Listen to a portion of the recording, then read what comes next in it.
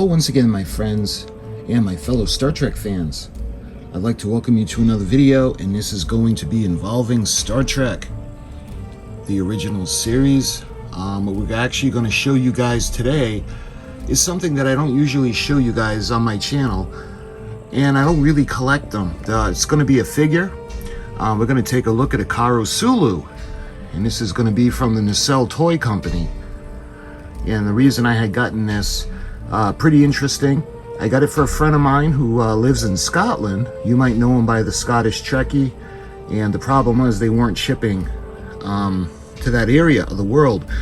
So I got it in, and he's nice enough for me to do a video on a review before I send it out to him. So sit back and relax, and we're going to take a look at HIKARU Sulu today.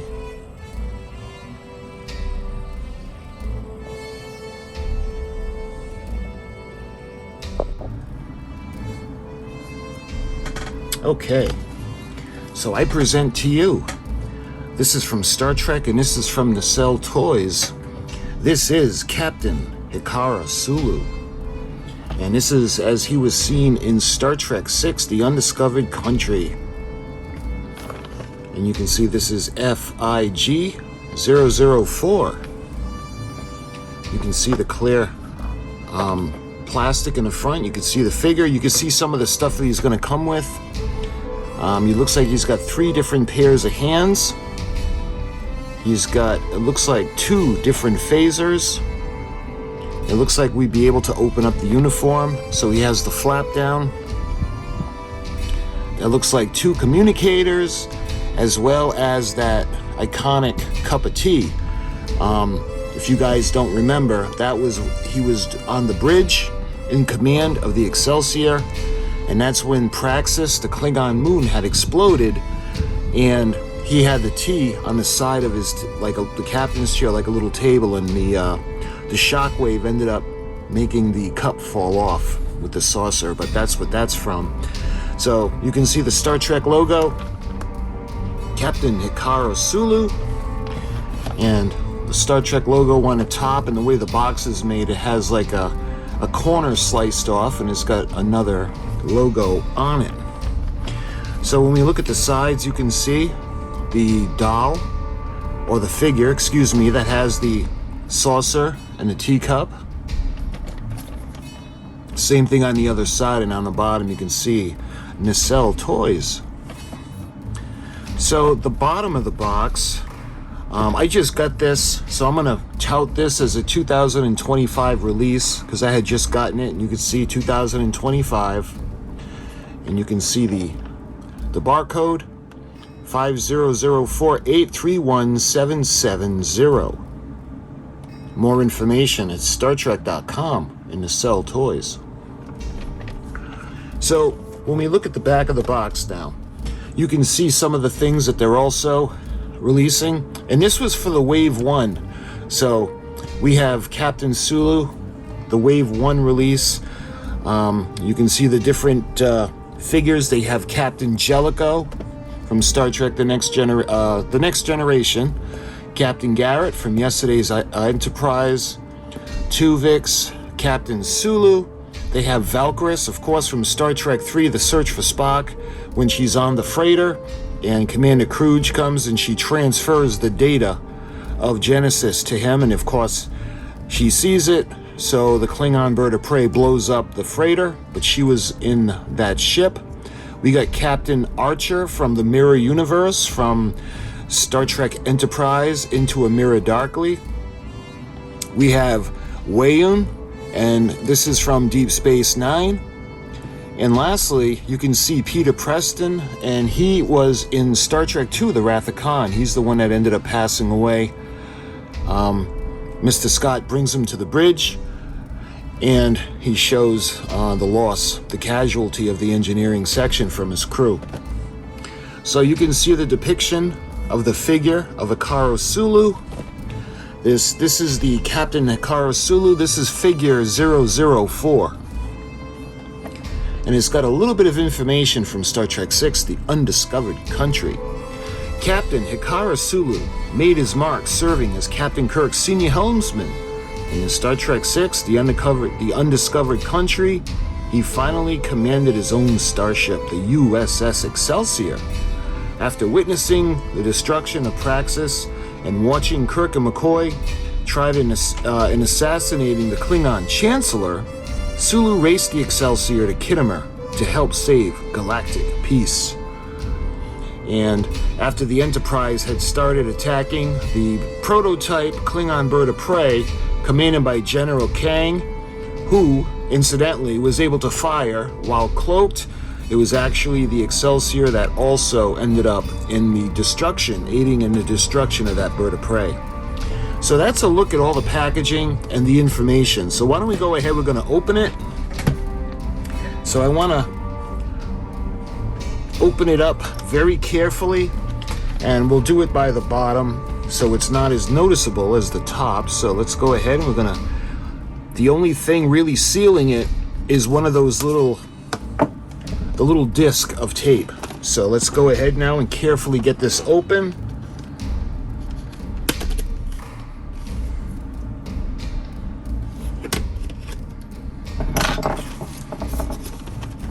And we're going to gently take out the contents of the box. So I'm going to take everything out, that way there we can just slide it all back in. So I'm going to put this, we'll use this as a backdrop. I'll put this in between the nacelles on the lovely Enterprise, right? How about a photon torpedo launch? All right, so we have the backdrop. I love that beautiful space backdrop. And I might use that as a background. So, let's see, can I get this behind her?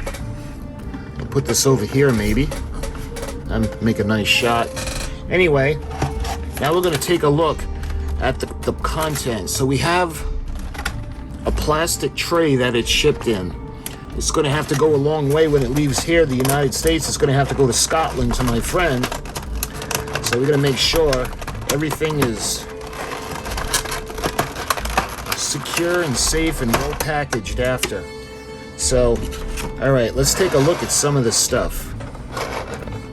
So first thing we'll do is we'll take a look at Captain Sulu himself.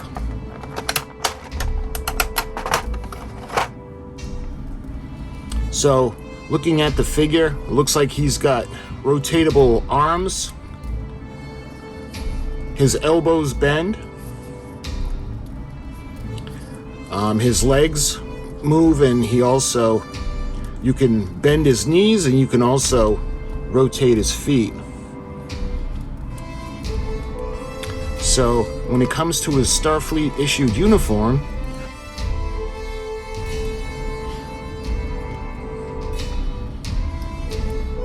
you can see he's got the flap that's going to go up and be secured by that Velcro strap coming over the shoulder.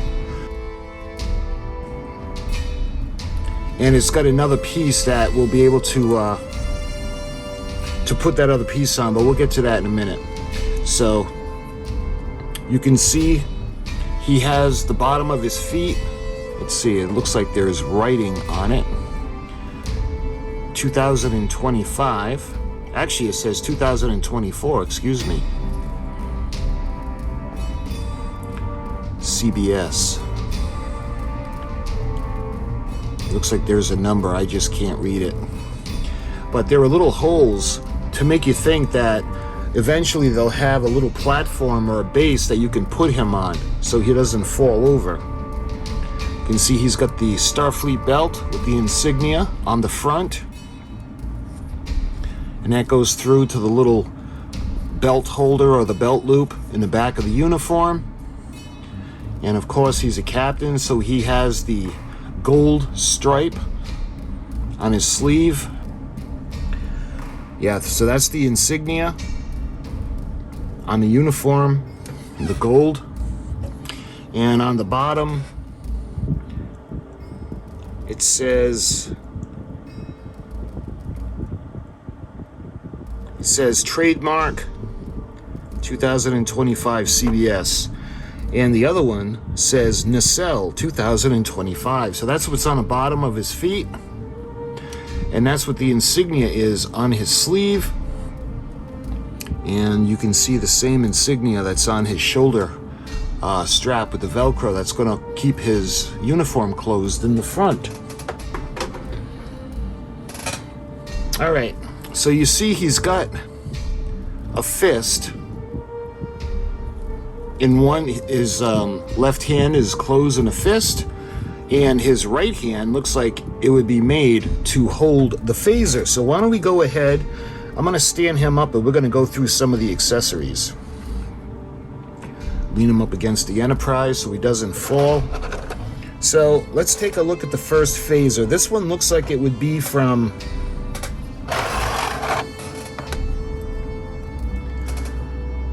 looks very much like the phasers in Star Trek II, the Wrath of Khan. But you can see the way, I hope you can see it, the way it's painted. It's got a lot of detail on this little thing. So this looks like it could go into his hand. So we're gonna put this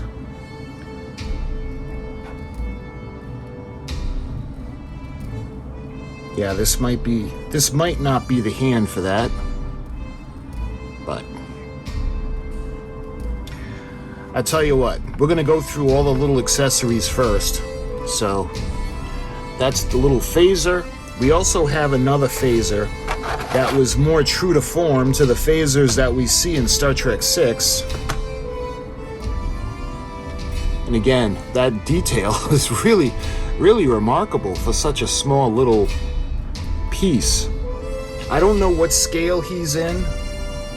It doesn't really say on the box what scale he's in, but let's take a look at the hands now. Incidentally, the hands look like they're on a rotating wrist, where the wrist is able to go up and down. And this one looks more like holding on to the phaser. So we're gonna put that to the side. And the next hand looks like the same thing. He'll be gripping something.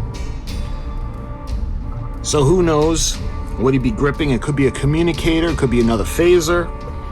We'll see. So that's the first pair of hands that come out. Let's put this to the side. All right, let's do the second. Now this pair of hands looks like it would be holding the trigger. So why don't we see if that hand will hold.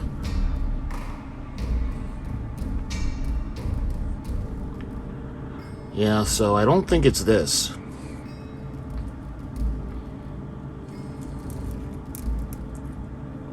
Could be. Yeah. We'll put it into him eventually, but you can see this is probably the one where he's holding the phaser. So, all right, we'll take that out for now. We'll put the second pair of hands to the side.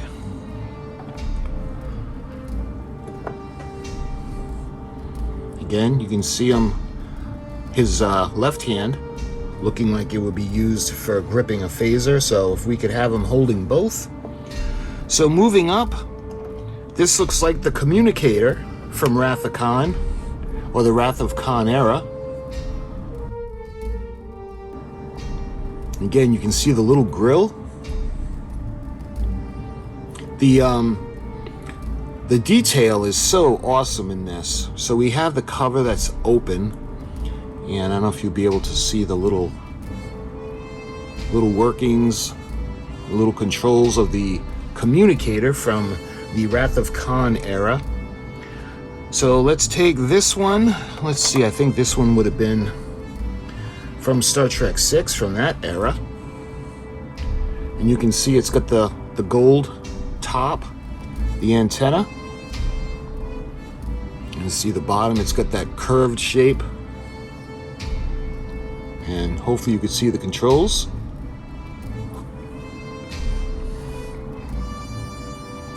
Next up, we have that piece of uniform. So I'm not quite sure how this is going to go on, but we'll check it out in a minute. Anyway, you can see the open part, the little flap, and it would be the flap that goes up onto the right shoulder and held in place with the Velcro that's coming over the shoulder strap. All right, the next pair of hands, you can see again, it looks like he would be reaching for something, possibly holding something, maybe a communicator. And let's see, we have the hand. See the way the hand is with the saucer and the teacup is molded in one piece. So you can't remove that. I don't know if you can, yeah, this is all one piece. And I think that other hand would be, see how he's holding the saucer as he goes to take a drink of tea, and you can even see the tea inside. That's pretty cool. All right, and we have one pair of hands left.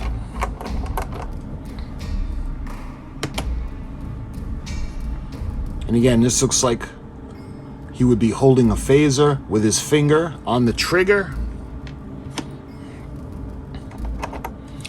And lastly, the last piece is the right hand, and again, it's a fist, kind of like what he has on his left hand now. And that is everything in the plastic tray. So we're gonna put that aside now, and let's do some experimenting. First off, let me show you how we're gonna remove his hands. So what you do is, the way it is held in place, it has a little ball and socket.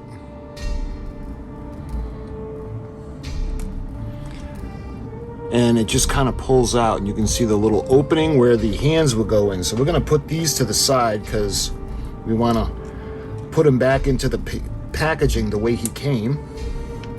So what I want to do first is let's have him holding that iconic cup of tea, the way we see as the shock wave from Praxis exploding comes through and kind of pushes around the Excelsior.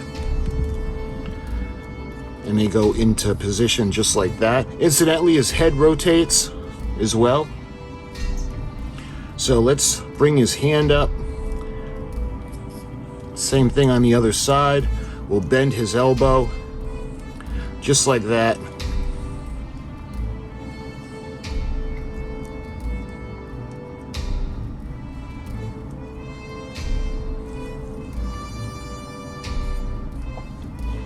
And there he is. He's looking at the screen. He's wondering what's going on. At this point, well, this is before the shock waves passed, because he still has his cup of tea. But later on, after the cup falls off, you remember the Klingon signal coming from the Klingon Empire on how that they have everything under control and they don't need assistance at the time. So this is the first one. You can see his tea that's in his cup, and he's holding his saucer. All right, let's put these back aside now.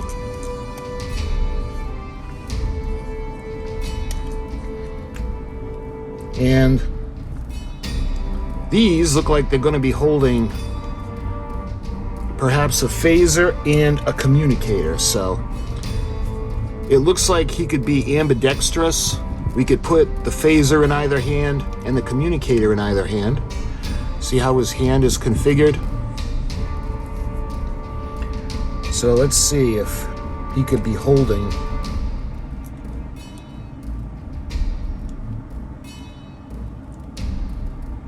Yeah. So that wouldn't be for the communicator. So let's see if we could put the phaser in his hand.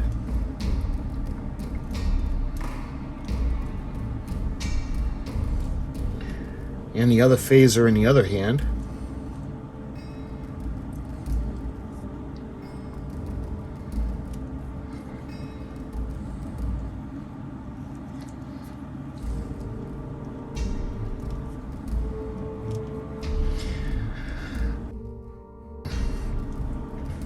Yeah, so it's not easy to get the phaser into his hands.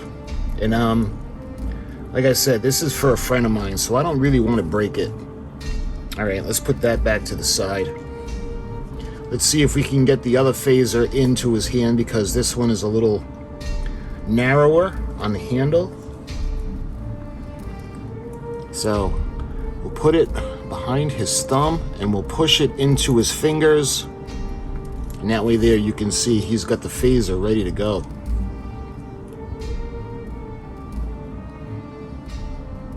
So again, I'm not a figure guy.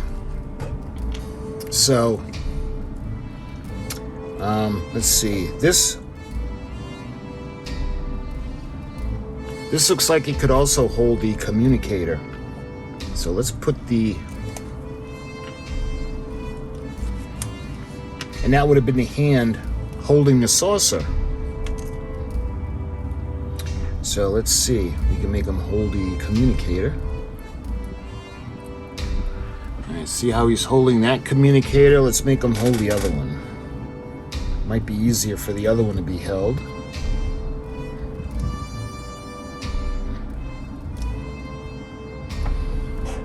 See, he's holding the other communicator now. Is there anything else? So the things that he really holds is there's 2 phasers, there's 2 communicators, and there is the saucer with the cup. So I'm gonna go ahead, we're gonna put his original hands back on that he was shipped with.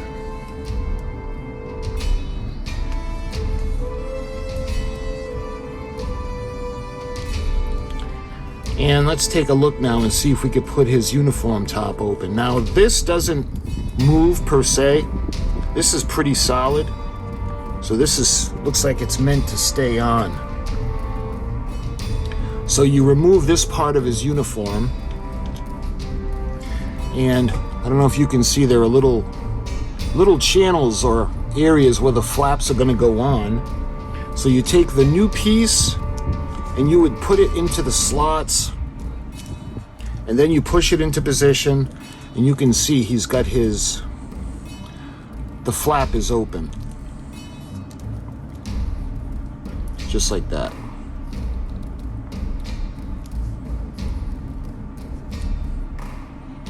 So basically, this is the HIKARU Sulu, and this is from Star Trek 6, and I'll be shipping him out to Scotland, so he still has a long way to go for his new home. But my friends, I hope you enjoyed this video and introducing you to the Nacelle toy company, HIKARU Sulu from Wave 1. So my friends, until my next Star Trek video, I thank you so much for watching, and I'll talk to you soon.